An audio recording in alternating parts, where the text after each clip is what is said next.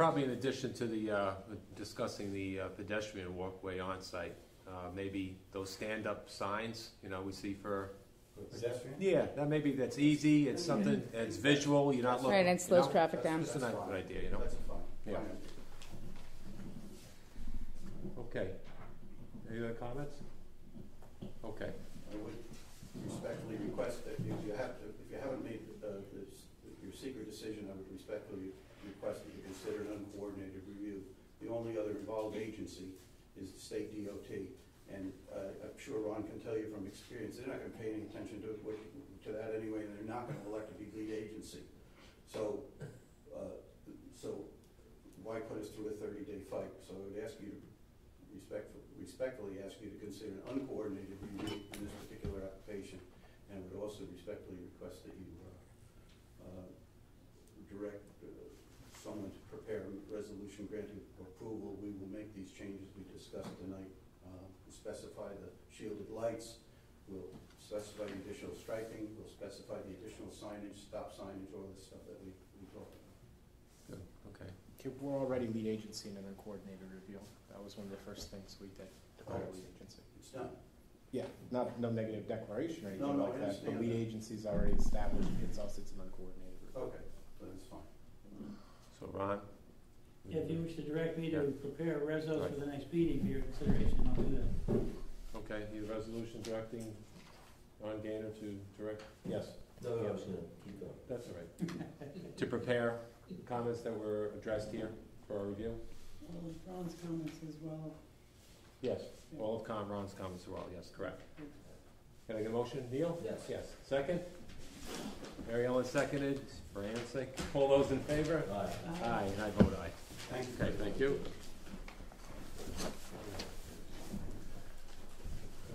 Okay, moving on, Cold Spring Fuel. It's a minor site plan amendment to allow installation of 18,000 gallon propane tank, 3524 Route 9 Cold Spring, submission of EAF, revised and additional plans.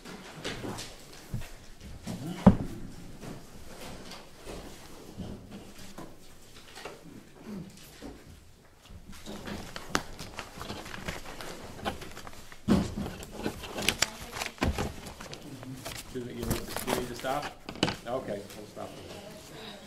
All right.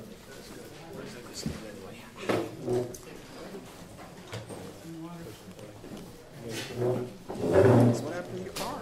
It died. The battery just kicked it. I was here like an hour early, and I was just like reading and doing stuff down by the water, just sitting next to the gazebo area. And I went to start the car again. It went click, click, click, click. Battery? Yeah, and Nancy tried jumping it even and didn't work. So, Alternator? Alternator. is that what it means? I don't maybe. know. I don't you know know. cars.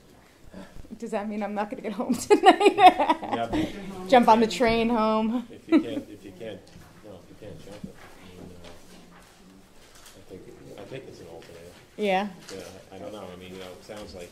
What is an alternator? Well, it creates current back in to your Right. battery and charges it. Okay. But if it's, well, I know if it's not working, it's not going to keep charging. So even when you jump, Flows both ways. right? If it jumps it, yeah, but if you jump the car, it's not going to charge the battery. Therefore, you're not going to have anything to run off of. So Right. you certainly need headlights and so forth. Yeah. You can't drive a stick? I can't. I don't know how to drive a stick. That'd be so kind. No, I don't know. My husband could always throw the kids in the car and come up and get me. He'd love that, I'm sure. Okay, thank you. Okay, we'll resume. We're dealing with Cold Spring Fuel. Cold Spring Fuel, we made a new submission of revised plans. The plans have been revised on both sheets. We've added the adjoining owners as a result of public comments at the public hearing. On sheet one, we added, on the ones that aren't colored up here, we added the soils and slopes information. If you look at that, you'll see that the proposed improvements are not violating that.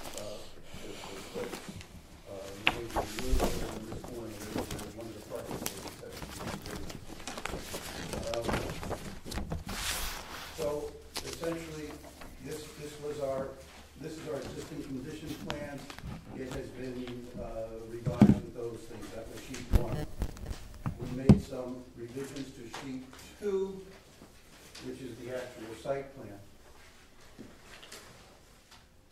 And the most significant was that the tank size has been changed. We reduced it, we reduced the radius of the tank and lengthened it, which pushed it both ways a little bit, but it resulted in, I think, it will now be, my understanding is the tank has to be 36 inches above the ground surface, and it's a 9-foot tank, so it will be 12 feet high.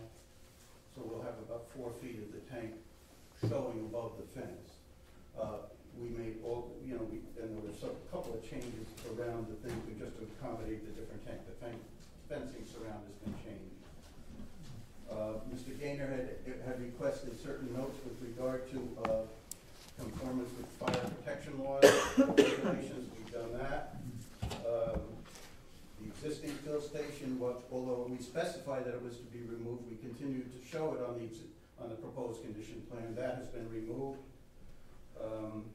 There was a question, there was apparently some conflict. There was some conflict with regard to the actual height of the fence. So we checked it, and we now specified that it's 8 feet high. And one of the questions that Kerry raised during the public hearing was the storage of not spent but used tanks that are returned.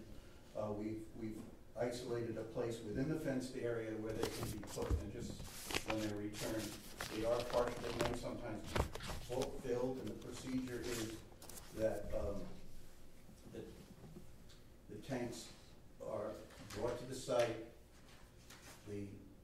Any gas in the tanks is siphoned off and put back in the large tank, or pumped out is a better term, and then the empty tanks are stored there until they're removed. And I talked with Mr. Bedell.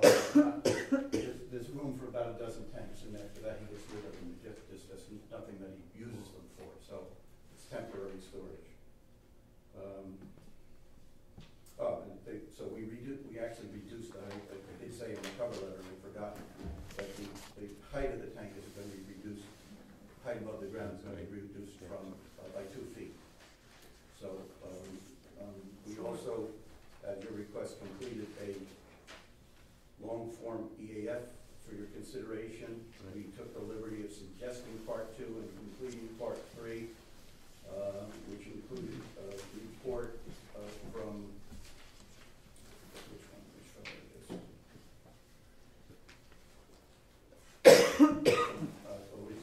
It was Duck.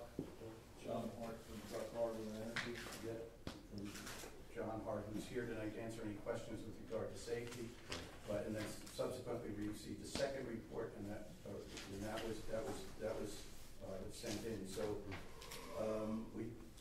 those reports basically conclude that every reasonable precaution is taken, both in the valving and the safety, thickness of the walls of the tank, all sorts, and the regulations, all of which are replete and throughout the process, both putting the way the tank is installed, the way the valves work, the way the tank's periodically inspected, and the procedures that people go through when working around the tank. So we believe that we've